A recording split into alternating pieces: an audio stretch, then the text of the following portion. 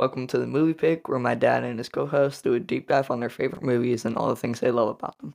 Hope you enjoy this week's Movie Pick, recorded in Jet Studios, and give us a rating, but only if it's a good one.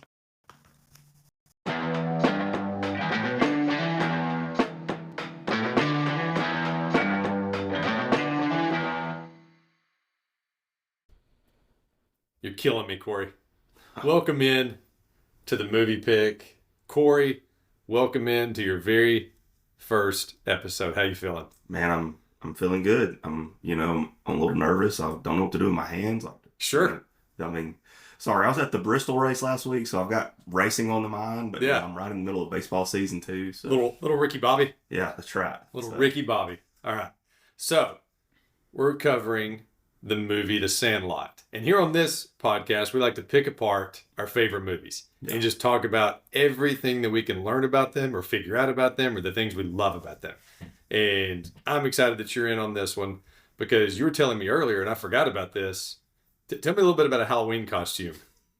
Well, my wife Morgan and I, we just went for it. We went Squints and Wendy Peppercorn for Halloween. Nice. It was a great time. So that was like your audition for the Sandlot pod. You didn't even know. Yeah, well, that's the thing is I feel like for me the Sandlot is just been part of my childhood, but I feel like it's every late 80s, early 90s kid they just all love the Sandlot. Yes. Yeah, we all did. Even early 80s, like myself. Oh, excuse me, sir. Oh, you are good. You are good. So let's talk about the World Series a little bit. And I think you had some info for us, and maybe even some prizes about the World Series. Is that right? Yeah, I've got a little information on this. There we go. Obviously the movie came out in 1993. That year, the World Series champions were the Toronto Blue Jays. Joe Carter, walk off. Yeah. Those are the Phillies, right? I believe it was Phillies, yes. Yeah. And as a Braves fan, that does my heart well. Sure. The Phillies lose in crushing fashion. But that was back-to-back World Series for the Blue Jays there.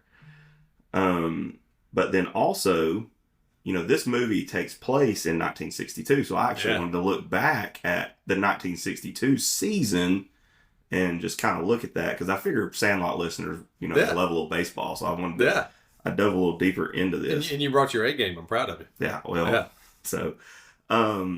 So the 1962 World Series was the Yankees over the Giants. Mm-hmm. I believe that was the San Francisco Giants at this point. It was. Mm-hmm. Yeah. So it says it went 7 games, and Ralph Terry threw a complete game shutout in Game 7 for the Yankees. And that was also back-to-back World Series for the Yankees. Yeah, so, of course. Of course it was. Well, I mean, they won everything. That's what I'm saying. So some other things about 1962 that I found out. It was the first season of the Mets. All right. Yeah. So I like this. The Giants and Dodgers actually tied at 101 wins. Okay. And so back then it was just the winners. You didn't have really playoffs. It was just World Series. Right. So if you win the National League pennant, you just went to the World Series. Same thing for the American League. Yeah. So they had to play a best of 3 series to determine who went to the World Series. That's cool. Okay. Yeah. Didn't know this. So that's how we ended up with Giants and Yankees in there. Nice. So I looked up the AL MVP. Okay. Mickey Mantle. There we go. Yeah. There we go. And then the NL MVP was a guy I'd never heard of, Maury Wills. I don't think I've heard of him either. No. Yeah. But that actually parlays well into our movie. Sure. Because the original subplot of this movie, there was a subplot of Benny, the Jet Rodriguez, chasing Maury Wills because Maury Wills breaks the steals record this summer. Okay, I didn't know this. Yes. So this was supposed to be after Benny was playing for the Dodgers, I assume? I didn't see any actual details of it, but there was. And Smalls actually mentions Maury Wills. Yes. In the beginning, in the first scene. Yeah. Yeah. In the opening narration. Mm-hmm. Gets mentioned, yeah. And so Maury Wills, I did want to look into him, because if he's his career stat line 2,131 hits. That's strong. Yeah, a 281 batting average. Strong. 20 home runs. 20 home runs total in his career. Yeah. Okay, so he's Judy Puncher. Yeah, and then he had 458 RBIs, 586 stolen bases. Okay. But in 1962, he was the MVP. Yeah. Gold Glove. Yeah. Also, fun fact, during this time, they played 2 All-Star games. Interesting. Yeah, for 4 or 5 years, they played 2 All-Star games. They were trying to get the pension up, so they just raised some money for that. So, yeah, he made both All-Star games. I believe Willie Mays was in this timeline, too. That's why he gets, like, a lot of these extra All-Star games, because they played 2 at that time. Yes, I didn't know that until a couple of years ago. When I looked at, like, Willie Mays had, like, 50-something All-Star games. I was like, how in the world could somebody have... It's not really that number. Yeah, it's like 25. Yeah, it's an insane number where it's like, how does this person have this many All-Star games? Mm-hmm. And they had 2. For 4 or 5 years, yeah. So he could get 10 in a 5-year span. Yeah. But Maury Wills, so that year he also batted .299, just 13 doubles, 10 triples, 6 home runs, but 104 stolen bases. That's crazy. Yeah. So that is crazy. Yeah. So that's what I got on the 1962 season. Like just a little deep dive into Major League Baseball. Well done. Yeah. Well done. Bringing your A game right from the over. I mean, you're jumping right in. You're diving right in. Good job, Corey. What are your first memories of the movie The Sandlot? Well, like I said, I was 3 years old when it came out, so I obviously didn't see it in theaters, but I don't ever remember it not being, though. You don't remember Life Without It? Yeah, maybe it was on what's that? I think it was Freeform that what it's called now. I don't remember what it was called before. ABC Family. ABC Family, yeah. Maybe it was on ABC Family and just... That would make sense. Yeah, like I just saw it and it's just kind of one of those ones you can just... has a lot of replayability. Oh, 1,000%. Yeah. Yeah. I mean, that's how this movie kept its legs going. Because we'll talk about that in a little bit. But like for me, my first memory, I remember watching it at my grandmother's house. Okay. And like sitting in the den, we had rented it. And I'm sitting there watching it and I was like, this is amazing. And I think I watched it 3 times in one day because my parents were at work. Yeah. I was staying at my grandmother's. And I planned on like watching the movie then going and playing outside. And I was like, nope, not happening. Like I sat there and literally watched it, I think like 3 times back to back to back. Just like on repeat. But yeah, that was... So we're talking about The Sandlot with a $7 million budget. And it grossed around $33 to $34 million. So... very successful. It had 2, and I've never watched these, direct-to-video sequels. So I couldn't find the second one. I tried. But I asked my friend, he said, don't waste your time. Yeah. And then the third one is actually on Disney Plus right now. Yeah. And I watched about 30 seconds of it this morning, and yeah, it was real bad. So you were out on it really quick. Yeah, I was like, it was like me and you went out there and shot it with zero movie experience. Yeah. So one thing I did do, because we've covered a couple of 1993 movies already. Okay. So one thing I did do was I looked at what were the top family movies that came out that year. Oh, yeah. You know, like, so what were the top grossing at the box office family movies? It's a good list. Like, this is a really good list. A lot of these movies are still in the pantheon of movies that, like, you and I show our kids. Yeah. Or that you and I still enjoy. Like, Cool Runnings was number 5. I love that movie. That's what I'm saying. Like, this is a strong list. And some of the movies also, like, I skipped, like, Mrs. Doubtfire was one of the tops. I didn't count it as, like, that family movie that we show our kids necessarily. Yeah, but... I just didn't count it. Yeah, I mean, I don't know. It's kind of like a little... It's in between. Yeah, it's like right there. So Yeah, it's got a little more than what you would probably show your 7-year-old. Yeah. For most people. Now, some people don't care, and that's their business. I mean, strong year for Robin Williams there. Oh, yeah. Because there's another movie coming up. Yes, the number 1 one is Robin was this. So, number 5, Cool Runnings. Number 4, Dennis the Menace. Oh, yeah. Love that movie. Number 3, and this one will come up a lot in this conversation, Rookie of the Year. Oh, yeah. Fantastic. Foreshadowing, yeah. Yeah. Yes. Number 2, Free Willy.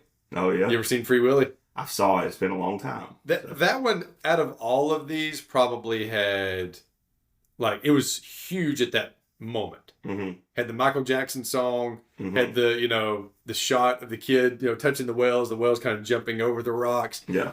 And it kind of came and went really quick. I think the SeaWorld stuff has a lot to do with that. Probably. Because it was huge in the moment. Like, I remember it being a big deal in the moment. I mean, obviously, we see how high up it is. And then number 1, with a rocket, our guy Aladdin. Yeah. I mean, just want to, like, if we're doing Disney, Mount Rushmore, like anime, that's that's up there for me. 1,000%. Yeah. Like, and it depends on the type of animation that we're talking about. Yeah, If we're talking about the old school, like Lion King, Aladdin, Pencil drawn. yes, that kind of animation. It is probably my favorite. Mm-hmm. I mean, there's a few that would compete with it. Like, I really love 101 Dalmatians. Like, I always love that. My daughter Reese loves 101 Dalmatians. So yes, good call by Reese. Yeah, good call. But I mean, that's like that movie's literally born. I mean, it was made 60 years before, and it's still watchable right now. It's fantastic. Great villain, Cruella de Vil. Sorry, we won't delve into that. No, that's the whole point of this. But this movie finished at number 50 total for the year. Yeah, like if we're talking about like total. Yeah, I never saw like actual dollars and cents, but I did see that it was better. Like once it hit VCR, it's a cult classic. Yeah, it's definitely a cult classic. It's one that got bigger as it went on. Mm-hmm. The IMDb rating. Okay. Listen to this, 7.8. Okay. So I'll tell you what's significant about that. Mm-hmm. We have covered Field of Dreams on this. Yeah. We have covered Moneyball on this. Mm-hmm. We've covered A League of Their Own on this during this little baseball run that we're doing right now. Mm-hmm. This is the close to finale. There's a surprise one coming the week after. Okay. I don't even know about this. Okay. Yeah, you don't even know about it. There's a surprise one coming. It's kind of a curveball. It's like one of those, like, you picked that for a baseball movie? But anyway. So I've got a curveball coming. Yes. So, but this is the highest rated of all those. Yeah. Doesn't surprise me. Yeah. I mean, this is like the grand finale of the baseball movies that we're covering right now because, again, I mean, those are some heavy hitters. Yeah. We're talking Moneyball, Field of Dreams, and what was it? League of Their Own. Yeah. Those are heavy hitting movies. Like, those are fantastic films. Some of those are hitting my Mount Rushmore. Yeah. That's what I'm saying. So those movies, this has a higher user rating. Like when people give their Yelp 5-star reviews, this one gets the higher rating. Well, I think there's a reason for that. Yes. People can, you can see yourself in this movie. 100%. Yeah. Yeah, we'll get to that. Yeah, hold on to that. Can I give my rating for this? Of course. So I put it. We're just two guys talking to you. Yeah, you say what you want to say. I put just keep it PG. I'm just playing. Drop the Vid Angel on the pod. Yeah. The Vid Angel's out. No, I'm just kidding. We'll get to Vid Angel in a little bit, but yeah, go ahead. No, I have it somewhere probably about 8.7. Good for you. I have it higher, obviously, than IMDb. I hold it as, as a baseball fan, know. And sure. Anybody that dresses up for Halloween, like picks them, then they've got that movie in the high 8s. Yeah, well, and that's, but there are some there is some language that I think is just excessive for no reason, and so that's why for me personally, that's something I just knocks them down. Yeah, and then there's some some production stuff that's. I also edit videos some on the side. Okay. So, yeah. So, when I see some stuff that just looks off to me, that's why I drop it a little for that, too. Sure. And then I thought there was one or two scenes that maybe went a little too long. So, that's what... Yeah. But I'm very nitpicky there. No. We'll get to that. Yeah. We'll get to that. So, actually, let's not even get to that. What scenes do you felt like kind of ran a little honestly, overboard? I love the first hour and 10 minutes. Yeah, but then when they're trying to get the ball from the beast, it just they just go through I feel like they spend too much time. It does so I call that elfing because Elf kind of does that to me. Like the last 20 minutes of Elf is it's not a hard watch. It's just like it kind of loses my attention. But I do see it as a story, like telling the story. They've got to come to an end, and you've got to kind of land the plane, and so that's what they're doing. I just feel like they, I don't know, maybe spend a little too much time. The plane descended too long. Yeah. So I don't think so. And here's where I think you and I are both wrong. Because I agree with you, and then I disagree with you at the same time. All right. And the reason being, I think we have to remember this movie was made for 8-year-olds, 9-year-olds, 10-year-olds, 11-year-olds. I think they are finding that scene phenomenal. Yeah. You see what I'm saying? I can see that. And so I think as a kid, it didn't drag on at all for me. I remember watching Benny run in slow motion and thinking, that is amazing. Oh, see, I don't think that's the part that went on too long. I think the part of them literally, they tried the contraptions. The contraptions. I think that's the part that went on too long. Okay, I get you. I can see the chase scene. Yeah. Oh, epic. Yeah, throwing on the PF Flyers. Yes. Yeah, we'll get to those. But do you get what I'm saying? Like, I think some of that is we're watching it with the adult filter. Whereas a kid, it's like, whoa. Like even the things they're building and being dropped down to try to get it and everything, hilarious. All right. 1 hour, 41 minutes. I think we kind of covered this. We both feel like it drug on a little bit. Maybe hour and a half. Just yeah. 90 minutes is kind of that sweet spot for a kid's. Well, and I think that would have been the part to cut off. Mm-hmm. I think that, and that's why I wanted to go there now, was I think those contraption scenes were the parts to not cut out. Mm-hmm. Just cut the fat a little bit. Yeah. That's it. 1 or 2, maybe 3, but then, move on. I feel like there was 4 or 5. Yeah. And it was just, okay, we're good.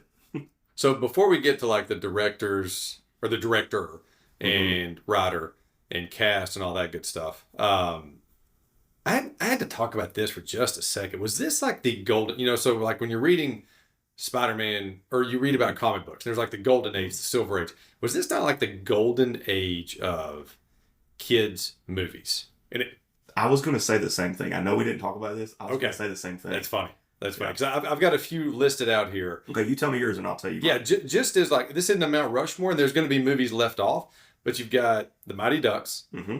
You've got, obviously, this, Sandlot. You've got both of the Home Alones. Mm-hmm. You've got... I didn't even think about Christmas movies. Yeah, you got Little Rascals. Mm-hmm. You got Little Giants. Yeah. Rookie of the Year. Mm-hmm. You've got Matilda.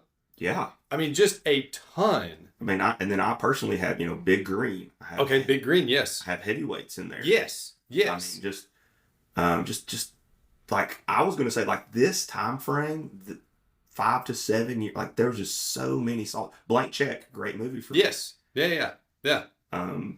But yeah, I love this time frame of movies. The rewatchability is great. I go back and show my daughter these movies, and I can feel safe in that she's watching them. Yes, and it's like, and the ones I'm referencing to are like the preteen or early teenager as the stars. Mm-hmm. Because like these kids were anywhere from 11 to 13, 14. I think. Talking about Sandlot? Yes. Okay, so did you know they originally the first cast was like 8 and 9 year olds? I think even younger. Yeah, and then they saw that and they scrapped the whole thing. I saw that in an interview with what's Ham's name? Patrick Renna. Yeah. Social media superstar. Yeah. Patrick Renna. We should say. So that's he has another couple movies. But, yeah.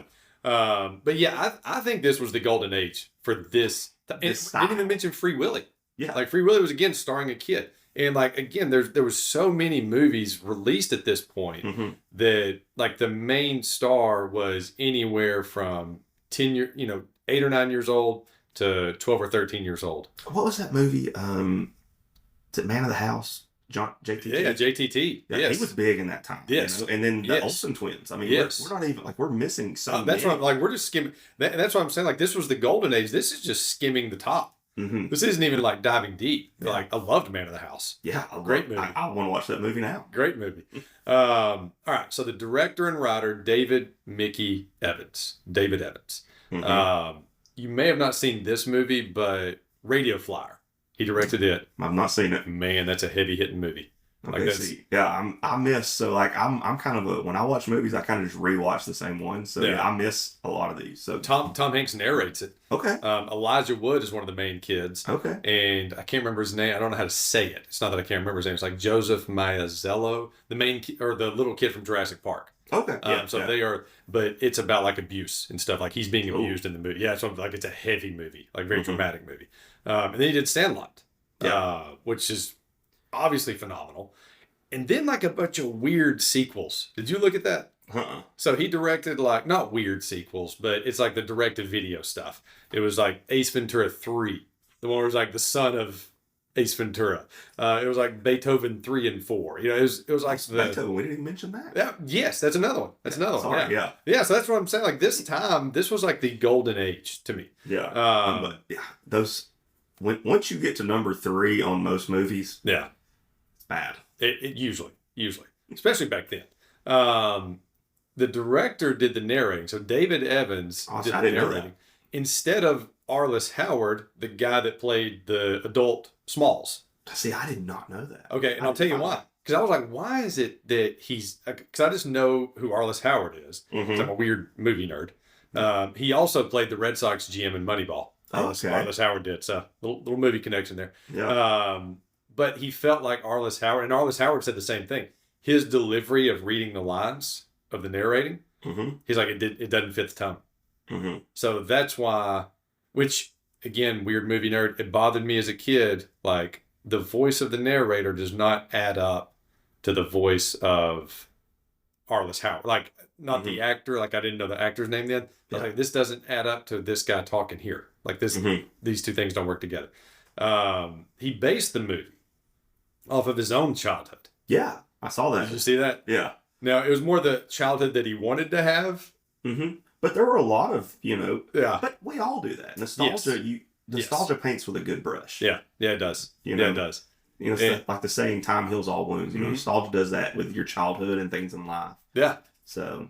Well, I think it was more that he stayed the Scotty Smalls that was left out rather than Scotty Smalls that was accepted. Yeah. It's just kind of a bummer. Yeah, I do love the fact, though, when I was reading into this same part, that there was a beast, but the guy, he hops over the fence, but he just gets bit by the dog. It was the director's brother. Yeah. Did you? Yeah. Yes. All right. So the kid actors. Did you have any things on some of the kids? I mean, I've got some, but in reality, like, most of these kids did not go on to a great acting career, but they were in some of these other great movies. Mighty Ducks.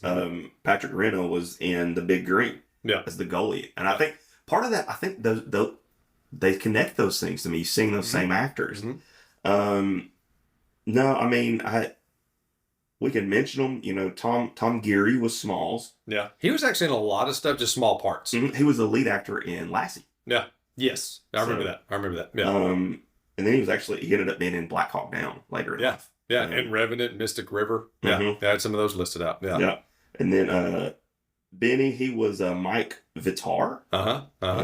Benny the Jet Rodriguez. Yes. Great nickname. Yes. Maybe we should, I don't know what we put in competitions, but maybe nicknames. It's a great nickname. It is a great nickname. Patrick Renna, we talked about him. Marty York, who was Which let's stay on Benny for a second. Let's stay on Mike Vitar. So he's now a firefighter. Okay. Did you see that? I did not know that. I didn't do much research into what they are now. I did a little bit. I just kind of surface researched each one of these. He was in this. He was in D2 and D3. Another, and there's another kid. Let's see. I know Kenny Nunez. Brandon Adams. Yes. He was in Mighty Ducks and D2. Yes. Yeah. So he was in the first two, but they were in the second one together. Just thought that was pretty cool. Yep. And then you had Marty York as Yeah, who wasn't originally Yeah. Was he not? No, there was another kid who got chose for him, but he got sick, and so he couldn't be in the movie. Oh, that stinks for that kid. Yeah. Yeah. Because, man, you'd be a legend. Yeah. So, Marty York originally, he auditioned for Bertram. Okay. Yeah. So he didn't make it as Bertram, but he ended up getting a call back for Yeah when that kid got sick. All these kids were so perfect. They played the part perfect. They can't. One thing I love about Patrick Renna is Ham. As an adult, he looks exactly the same. He does. His hair didn't change. And I could just see him. So I'm a teacher as well. Yeah. And so I see a lot of these students, and I have a student who I feel like is Ham, and his hair looks very similar. That's funny. And he's not redhead, but man, the personality is just the same. So That's funny. I just see that some of those kids. Yeah. And so rounding out the cast, we had Grant Gelt, who played Bertram. Victor DiMattia, it looks like, as Timmy. Okay. Shane Obazinski as Tommy, repeat. And then our guy, Chauncey, I don't know how you say it. It's Leopardi? Probably Leopardi. You're probably right, as Squints, Mr. Peppercorn himself. But again, all these kids were so great. Last thing on I saw an interview from maybe 6 or 7 years ago. Have you seen him lately? Dude is jacked. Oh, I did see that, yes. He is, I didn't even recognize him. He was that huge. He was as big as The Rock. Yeah, I was like, what is going on here? He doesn't miss the gym day. No. And he does not skip leg day either. Yeah. Some of the adults, really quick. Dennis Leary is Bill, which was like the stepdad, which I don't know how much you knew about Dennis Leary. This was probably your intro to him. Yeah. He was always like that mean comedian, always just saying mean things, really raunchy. So I remember seeing him in this. I was like, whoa, he's in a family movie. But he was still cold. Yeah. Yeah, he was. Yeah. He was definitely cold. Yeah. Definitely cold. But as I've gotten older, I'm not a stepdad or a step parent, Sure. but like I grew up without a dad, so I could see how Right. that relationship could be weird. Right. Well, and he said that it was like they were still learning each other. Like he said something about that, like They in the were narration. within a year. Yeah, they were still in the first year, Mm-hmm. and then I think after he got back and he gave the ball back and all that stuff, like their relationship improved. Yeah. He said something to that effect. Like, Well, not only, and I could see Smalls being mad at him, because he moved him from, like, I believe it was Minnesota to California. right. So, yeah, a lot of tough things could be in that relationship. But and in the middle of, like, that was a tough age to be moved. Yeah. But it doesn't seem like, a lot of kids talk about, I'm leaving my friends. It kind of seems like when you see the relationship when Smalls' mom talks to him. Yeah. Yeah. He probably didn't have a lot of friends before. I think you're right. And so she was really just pushing him since he's the new kid to go out and make some friends. So, yeah. And speaking of the mom. Yes. Karen Allen played the mom. Yeah. Most, and myself included, know her from Indiana Jones. Yeah, that's what I was. And then she was also in Scrooged Oh. with Bill Murray. I didn't see that. Okay, yeah. And then our guy, James Earl Jones, as Mr. Myrtle. Yeah. Okay, so when you first think James Earl Jones, I know you think... I think Darth Vader. Or I think Field of Dreams. I think Mufasa. That's funny. Yeah. Because when I was 5, Lion King was my favorite movie. Sure. And still is my favorite, sure, like we talk, hand-drawn Disney movie. Yeah. And he's not a big part in that movie, but he's the... He's not in the long... Yes. You know what I mean? Not the most screen time, but impactful screen time. Yes. And so just even have that voice, just like him or Morgan Freeman, I want them to narrate my life story. 100%. Yeah. So. And you could say that for a lot of his parts, like Field of Dreams, he's not in the movie a ton. But he's impactful. But he's very impactful. Mm-hmm. And even as Darth Vader, like and I don't mean only in a bad way, he's only supplying the voice. Mm-hmm. He's not the actor. Right. So, James Earl Jones only actually shot for 1 day on this movie. I saw that. Yeah. I saw that. And what then else you got? Did you see that Patrick Renna was talking about on a podcast about him? Yeah. So originally they were supposed to have, in the scene where Benny and Smalls go in there, they were supposed to have all the kids go in there and go into Mr. Myrtle's house. Go into Mr. Myrtle's house. Yeah. But they couldn't. The kids couldn't keep it together because it was Darth Vader. Sure. And so they just had to lower it to those two. Well, the kid, because he was only there 1 day, they didn't even get to talk to him, but they all saw him. Yeah. One of the kids, and he didn't say which one. Yeah. Said, he said yeah. Was it yeah? Yeah. Okay. Yeah, Marty York. I think Marty York. His name. Yeah. He said, he went up to him and said, "Excuse me, sir, are you Darth Vader?" And then James Earl Jones said, "No, I'm your father." I love it. So Patrick said, "That was it. That's all we needed. Just once." I love it. And he knew. Also, James knew. He knew what he was doing. Yeah, now I'll also say I'm more of a TV show. Like I like a lot of TV shows. One of my favorite shows is Big Bang Theory. Sure, great show. They're nerds on there, and because the Darth Vader connection there. Yeah. I love when Sheldon calls him Mr. Earl Jones. Yes. In there. Yeah. In that episode. Yeah. It's one of my favorite ones. That's funny. And then the last mention on the cast, Marley Shelton as Wendy Peppercorn. Oh yeah. Stole the show. Yeah. Stole the show. She's the dreamboat. Yes. Like it was so funny. Oiling and lotioning, like poor Squints. Just couldn't help himself. Well, I actually do have one more cast member. Okay, there we go. And one of the most important ones. Okay. The Beast. Yeah. Who's he played by? He was played by 2 dogs. Okay. Hercules. He was an English Mastiff. There we go. Not fast dogs, by the way. No, but massive. Yeah, massive. They said one of them was 200 pounds. The big one that you see. And they are the largest. So I did look up English Mastiffs. Mm-hmm. And even though they're not fast, they are the largest canine species. Even bigger than gray wolves, which are like most people would think of as being the largest. Yeah. They are bigger. Yeah. And so actually I had a Mastiff, not an English Mastiff, but I had a Mastiff growing up. Yeah. And so funny story, my nanny growing up, we had a screen door. It was a glass door. Yeah.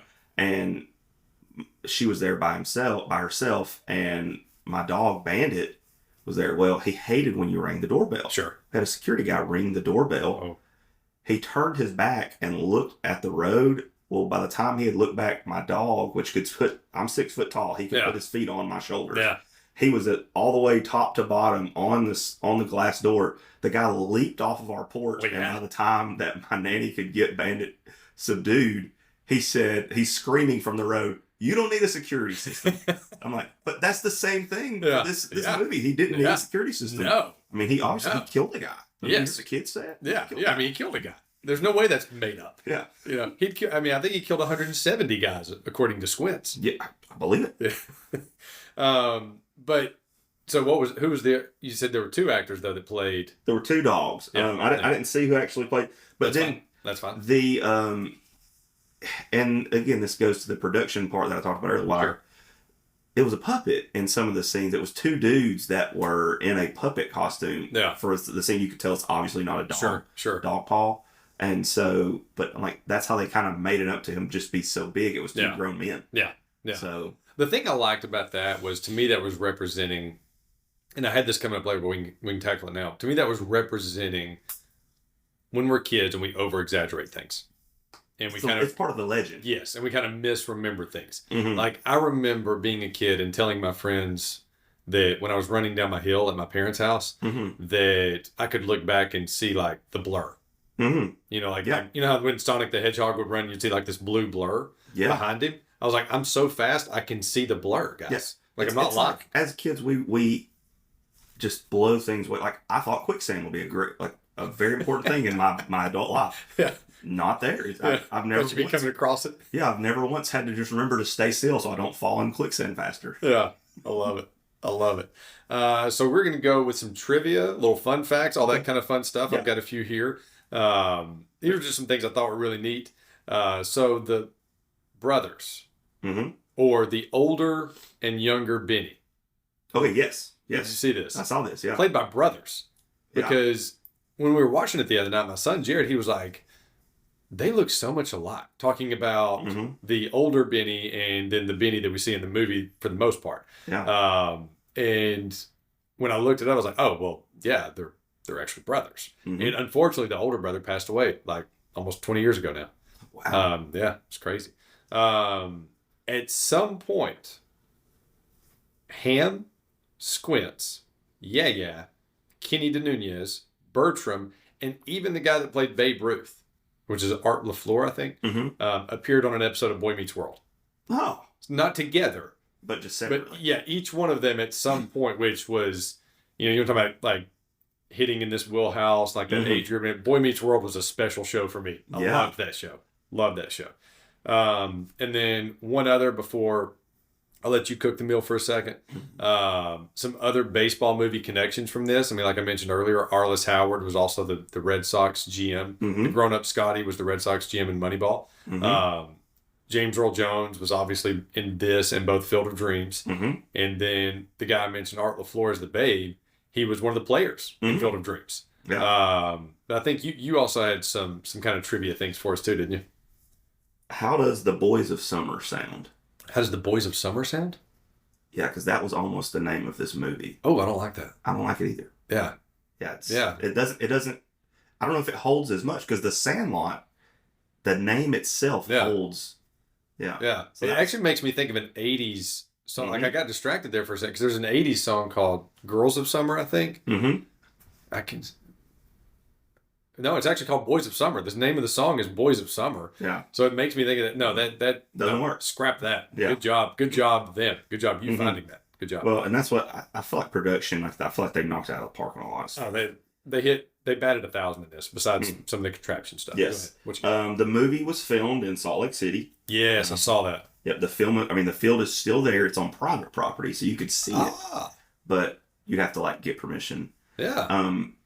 They did the field that they played the rich kids, I guess, for lack of a better term. Yeah. It is there. It's in a public park. It's in Rose Park Field. So you can actually just go see that for free. That'd be cool. Mm-hmm. That'd be cool. And did you see that? And if I start stopping, here's what we're about to say. We're good. Did you see that they built like some of those houses and stuff around it, and even like the tree house to make it look like the 60s? Like some of that was built for the movie. Yeah. Excellent. Which again is it's the little details. So the tree, I believe, was a real tree that they brought in, but they put in like metal and like to make sure it was full. Right. I thought that was neat too. I saw that. And then I believe you talked about this in league of their own. But the boys, they made them go to a skills camp Yeah. to play baseball Yeah. because they had a limited budget, so they needed to make sure. Speaking of that limited budget, The kids like in the scene. So one of the things about a league of their own that's so great is when those women are playing baseball, they're playing baseball. And they look like natural baseball players. They look forced. And same thing for all these kids. Yeah. Whether it was the opposing team, like we'll call them the elite team or the rich kid, whatever they were. So that official team or our Sandlot team that we watch, when they're throwing the ball, they look like actual kids that are really good at baseball throwing the ball. When they swing the bat, I mean, and I don't mean even Squints in a bad way, but even Squints, as tiny as he is, with a huge bat, like the bat looked as tall as he is. When he would swing it though, like in the scene where they're playing each other, looked natural. Yeah. Like kid put a good slice on the ball. I was like, wow. You know? Yeah. And that's they knew how to play baseball. Yes. And it shows. And little details like that are what make this movie and that's why stick around. That's why I turned the third one on that I watched. There was like one baseball scene, and it was obviously terrible. And I was like, I can't. Yeah. The movie was shot in 42 days. Ah, interesting. Yep. They, again, small budget. Had to get it done quickly. Was that out of tribute to Jackie, or were they just like, we're No, I not think they, yeah. Right on that same time frame. Yeah, it was. That's what I'm saying. Yeah. 4th of July night scene. Yeah. Shot in 2 hours. Great scene. We'll talk. I'm Scene. just hold that. We'll get there. The chewing tobacco, the chaw. Yeah. Do you know what that actually was? It was. I did read this. It was licorice and something else, wasn't it? Bacon bits. Whew. And then I was watching a movie today, and my daughter Reese and she said, "Oh look, they're getting sick." Like she could just tell they're about to get sick. Right. But they were actually getting sick, not like the fake stuff that I looked up. Yes, what that I was, saw that. But they were actually getting sick because they had to ride the ride so many times. Yes, and poor man, I'll tell you the one that looked legitimately sick was Bertram. Yeah. Like that kid looked like, I was like, you could tell, like there was no acting. Yeah, kid looked very legitimately sick. Yeah. And then so they said it was very hot that summer that they shot this movie. Yeah. Did you see this? Yes. Except for one day. Yeah. And that was the day they went swimming. That was the day they were at the pool. And you can tell. Yeah. You can tell. Squints he's chattering. We just attribute it to anxiousness for what he's about to do. Yeah, I thought he was just nervous. Yeah. About to make out with Wendy for the first time. If you watch the background, now that I watch the rest of them in the background, they're all shivering because they're freezing. It was like 50-something degrees. Well, yeah, once I read that, and then I watched it again, his lips are kind of blue. Like he is cold. And even Wendy, after she gets back on the lifeguard stand, you can see she covers up. She puts on a good face, but she's cold. Yeah. Yeah. Like, yeah, we'll get to that scene. And then last fact that I have is the Dodgers players at the end of the movie were actually crew members. That's cool. Yeah. That's really cool. Yeah, so they filled them in with a lot of the crew members, let them get, a little bit of screen time. That's what, so the last episode of The Office, they do that, where they bring in, like, they're like, hey, let's have everybody from The Office come up here and take a picture. And it's supposed to be like the documentary crew and all that stuff, but it's the actual crew of the show The Office that goes up there. And like the creators standing there and all that stuff. So that's really similar. So that's really cool. Really cool. Now I think there were some things that you had about the hats in this movie too, so I wanted to hear about that. So I just was looking at the hats, and I really feel like production did it, and the storytelling that they did was really excellent in this movie. Yeah. And I was like, they chose these hats for a reason. Sure. So like the hats that the kids are wearing. Yes, the hats that the kids are actually wearing. Yeah. And so, just a little backstory on myself. I took a film as literature class in college, so that's why I didn't know this. Yeah. We'll talk more about the movies I actually covered then, but so I started looking at things a little differently. Looking at it, I'm like, so why did they pick? Why'd they pick the Dodgers hat for Benny? Well, sure. Because Benny grows up to play for the Dodgers. They're in Southern California. Sure. He's an all-American kid. He's what they want every kid in there to be. Yeah, and there was no Braves on TBS at that point. No. Otherwise, I think he'd been wearing a Braves hat. Yeah. They were the Milwaukee Braves. You see that pennant hanging up in the background quite a bit, actually. I didn't notice that. Oh, yeah. Something I didn't notice. Yeah, like there's 3 or 4 Milwaukee Braves things in the background of different scenes. I know in Mr. Myrtle's house, and I think even in Scotty's house, in Bill's like office that he's setting up, and then also in Benny's room when Babe shows up and then he picks up the Hank Aaron card. Oh yeah, he says, Henry Aaron, can I have this? Yeah, this guy's gonna be the ruin of me. Yeah. The fishing hat, the Smalls fish hat. Yeah.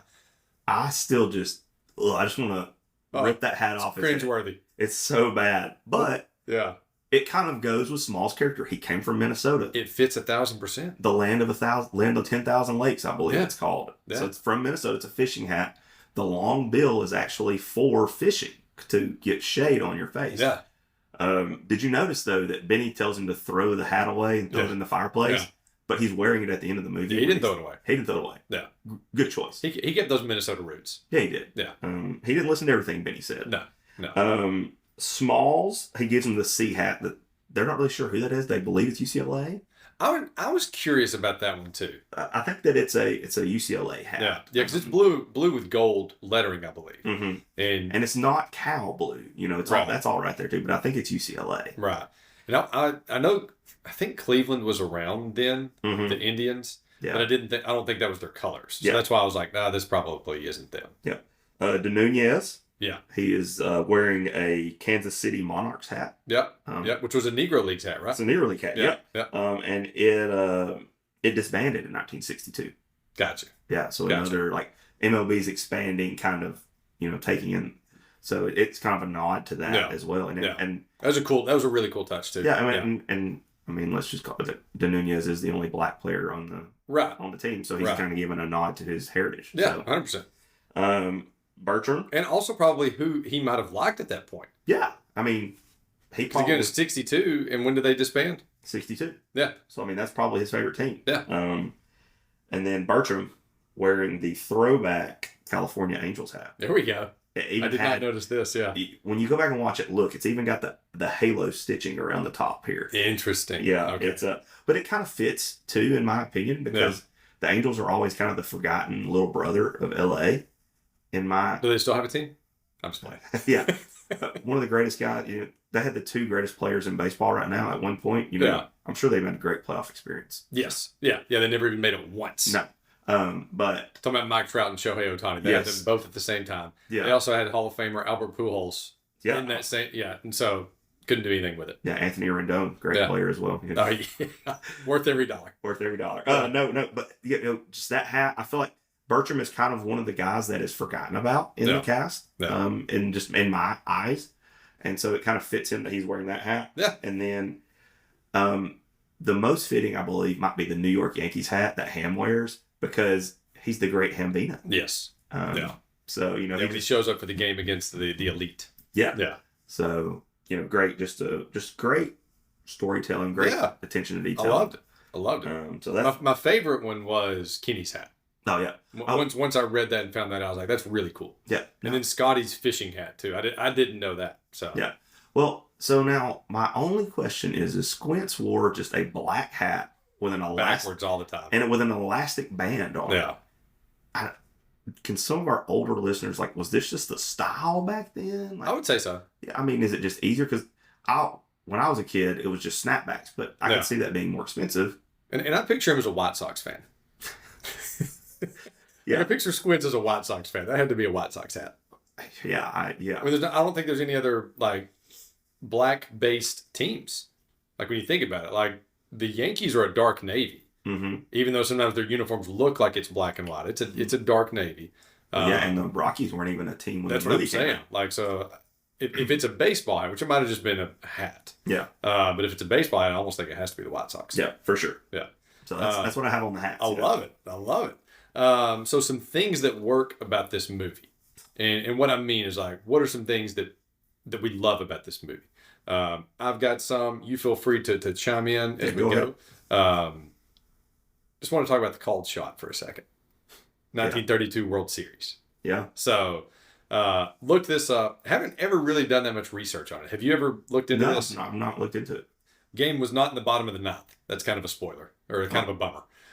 It was actually in the fifth inning when they think that he called the shot. And apparently, I went back and watched video of him doing it. Mm-hmm. And apparently, it was the World Series between the Yankees and the Cubs, and they were in Chicago. Cubs fans kept yelling at him like crazy. And Cubs players kept yelling at him like crazy. Talking about yelling at him being Babe Ruth. Yes. And this was back when like players would also talk trash with the fans like while they're there. Yeah. And so he's like yelling stuff back to him.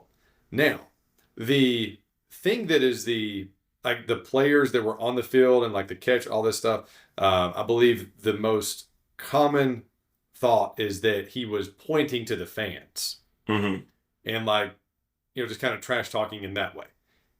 And then he hits a home run after that. Yeah. Now, news articles started coming out that he was calling his shot. Yeah.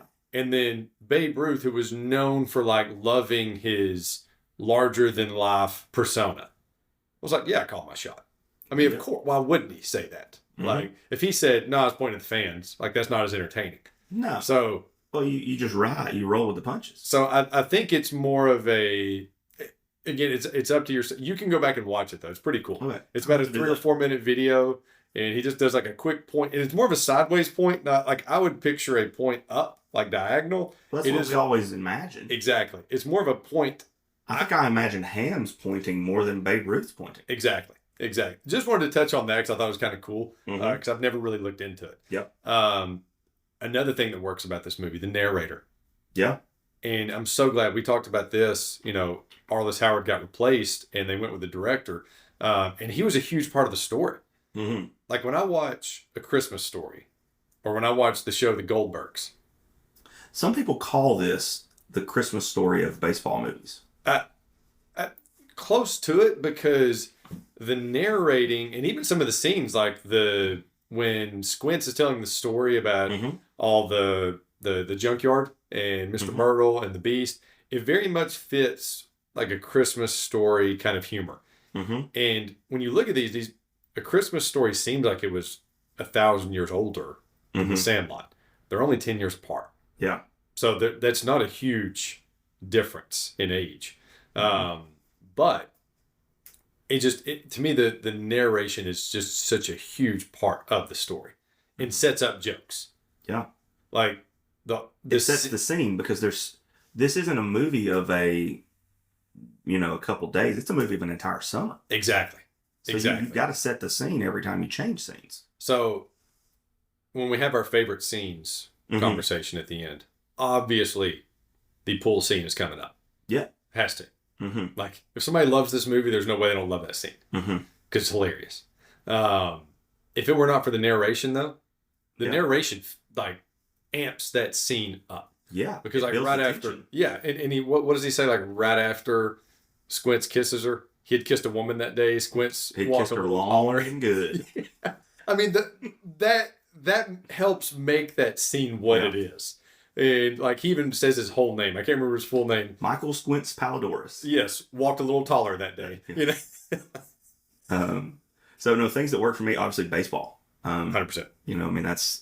But I think as kids, the just nostalgia of this movie, the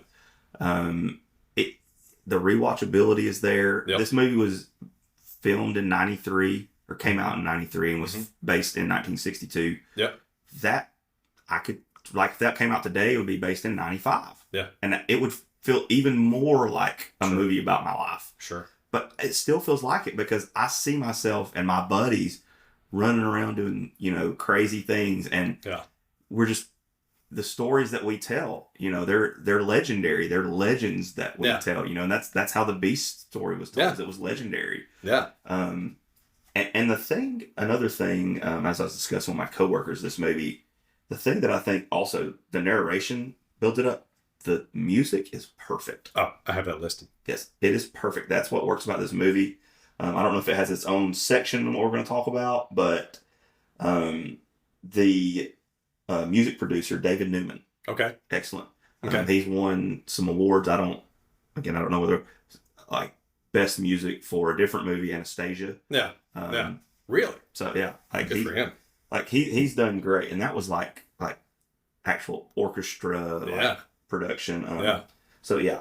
Just the music is great, and if we need to get to that later, we can. No, go ahead. Yeah. Like you said, the pool scene when he kisses her. Yeah. And then boom, this magic moment. Yeah. As a boy, we all think about kissing our crush. Sure. And Wendy is his crush. And that's exactly what getting your first kiss as a boy feels like. Well, and the scene, like, right before it, set it up, too. They see her walking on the street. Yeah. Oh, they had the, there goes my, and it was there goes my baby. Yeah. And so, to me, the thing that tied that together, too, that I loved was same artist. Both of those were done by the Drifters. Oh, yes. Yeah, I didn't even know. I didn't put together. I've got them all listed here. Yeah, so it was like that was Squint's in Wendy's day. Yeah, well, and they get married. Yes. So, had 9 kids? Yeah, 9 kids. Yeah. I wonder so most pool lifeguards are 15 to 16. I don't know. I've wondered about this too. Like, was she a cougar? Yeah, I think that they're close enough that it's still weird. May have been like 15 and 11. Yeah. Yeah. Or 15 and 12. And then when they get older, it's not okay that you just kiss somebody that's not expecting it. But again, I feel like this is just... How different of a day would he have had if the male lifeguard that actually pulls him out of the water is the one that gave him mouth to mouth? Yeah. So... How different of a life? Because then he may not ever, let Wendy know he's got the moves. And I know we're talking about that scene, but then that day he was actually told not to put his tongue in her mouth. Yeah, the actor was told that. Yes. Sorry, back to the music. Yeah. I mean, just when they do the camp out, camp out. Yes. Yes. The lion sleeps tonight. Yes. Oh man, perfect. Yes. Tequila when they're at the fair. Yeah. Perfect. Yes. Wipeout as he's chasing the beast. I know. But I think America the Beautiful, 4th of July, Ray Charles, The Nighttime. They're just you can't top. That's your favorite one. That's a top scene to me. That's your favorite hit play moment. I mean that's just it plays on all the emotions of being American. Sure. And I mean, like I feel like that song should be played as the 4th of July theme. I love it. No, I love it. My favorite music moment though in this movie was definitely this magic moment. Yeah. Like because it also like it gets silent. Mm-hmm. Because it's right before, and they're looking at him. The narration stops. Yes, like all the stuff's going. Like so many things are funny about, and like it's like he looks really crappy, and the other guy's like he looks like a dead fish. And then sound stops. Squints smiles at them with that grin, hilarious smile. Yeah, I mean like you can't teach that. Like that's natural. So he just smiles at them, and then goes right back to yes, and then just lays it on her. Yeah. Like, it's so funny. So funny. But then, we'll talk about this thing a little bit more. But I mean, that's just so good. Yeah, it is. Another thing I had that to me works about this movie is the chemistry among the kids. Yeah, they became buddies. Yes. These 9 kids seemed like they were actually 9 best friends. Mm-hmm. Yeah. Like, and you can't force that. Yeah. I mean, you can't. That goes back to the baseball stuff. As far as what it looks like. I saw that one of their older brothers snuck them into a movie that they weren't supposed to see. I can't remember which one. Basic Instinct. Yes. Yeah. That's what you said. So they were buddies. Yeah. That's funny. That's so funny. I think just like the movie, another thing I love about this movie is it never feels like it has to explain itself. No. And I guess what I mean by that is like, we talked about the Beast with the puppets and the fact that like Squints is telling this story of, this was 20 years ago or before we could ever pick up a baseball and they're only like 10 years old. All those things that are obviously erroneous. Like these are things that are made up lies from Squints. He's just kind of. But we all know a guy like that. Yes. We all know the fabricator. Right. But it never. Like it shows us the Beast in these ridiculous ways and then throwing the contraptions out of the backyard. Yeah. Like what? Like it makes no sense. Makes no logical sense. But it works in a kid's brain. It works. That's what I mean. Brain. Like if this movie, I'm thinking 10-year-olds what this movie is made for. It works. Yeah. Also just what works. Another note that scene is going back 20, 30 years. Yeah. It goes back to kind of the grainy black and white. Yeah. Like, production again, just top notch because they went back and owed to the 30s style. Yes. So just I feel like they tried to hit every era that they covered there.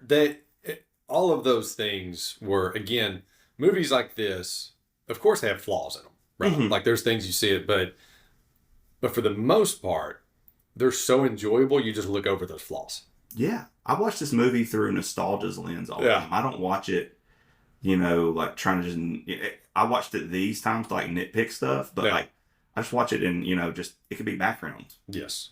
Yes. So another thing that I love is just the fact that whether you're watching it from the underdog side of it Mm-hmm. or the like alpha side of it, you have both of them in this that are both main characters. So It's a buddy comedy. Yes, Benny is like the alpha that baseball wise can almost do no wrong. Mm-hmm. And just wants to constantly get better. Like he's constantly wanting to get better. And Scotty's not trying to be an MLB player.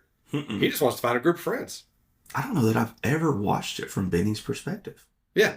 But you see what I'm saying? Like Benny, like when you think about it, Benny's just trying to be great. That's why he's like, hey, this guy allows me to play another position. This guy allows me to do all these other things. Benny didn't want to take the 105-degree day off and go to the pool. Benny just wants to keep chopping wood.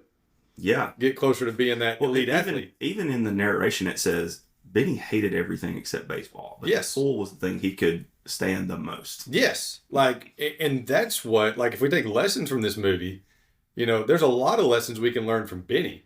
Mm-hmm. One thing.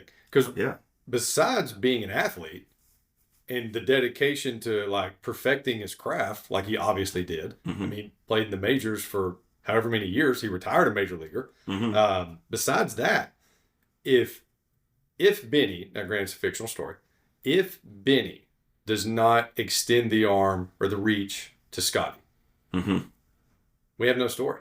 No. You see what I'm saying? Like, because I feel like the story is it's Scotty centric, but it follows all the boys. Yeah. Yeah. But I like you said, I think that those two are kind of the main characters. They're the main guys, and the director even had them. Did you read this? He had the two of them hang out like 2 or 3 weeks before they were even introduced to the other kids. I didn't know. Just to build that chemistry among them, because he knew the relationship between the two of them needed to matter the most in the movie. And you can really see that when you watch it afterwards. You can see that the two of them, and from what I read, apparently the two of them are still really good friends to this day. Oh yeah, which is really cool. That is cool. But what I loved about it was, in a lot of stories, Scotty is the kid that gets bullied and left out. And again, if it were not for Benny, that's what would have happened. Yeah. Because the other boys didn't want to give him a chance. But then Benny's like, look, you're not perfect. Yeah. You walk like a duck. You run like a duck. Dodge your dog. Yeah. But so I mean that's just good. But then you can see in life, like, to build friendships past surface level, you got to go through stuff together, and that's what they did. Sure. You notice how, like, they all, like, they banded together closer when the other team came and challenged them.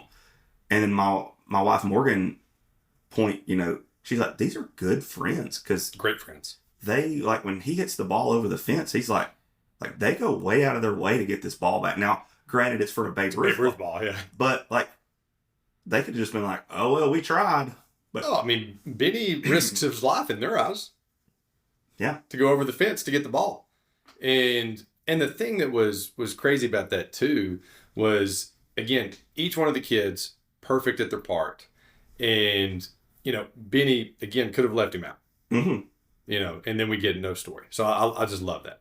But now this movie could have used a tad bit of filtering. Definitely. Not a ton. That's one of my knocks at it. Yeah, no, not a ton. But it's not available on VidAngel, unfortunately. How is it not? It's not. It's not one of those. No Disney movies are, but yeah, there's a lot of movies that are. So like movies that are on Prime, Netflix, Peacock, Paramount Plus, Apple, a few others. And if you use our promo code, MoviePick1215 on VidAngel, you get 30 days free. Yeah. Which is kind of insane. Well, you've been a VidAngel guy for a long time. A few years. Yeah. Like, even before, I think it was an app. Like, I feel like I don't know. Yeah, we've been using it because I'm such a movie guy that I was trying to look for a way for, like, me to watch movies with my kids that I love.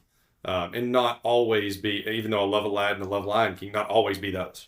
Yeah. look for some different Well, things. that's what, I downloaded VidAngel. This was before your sponsored pod. There we go. You talk it up so much. Yeah.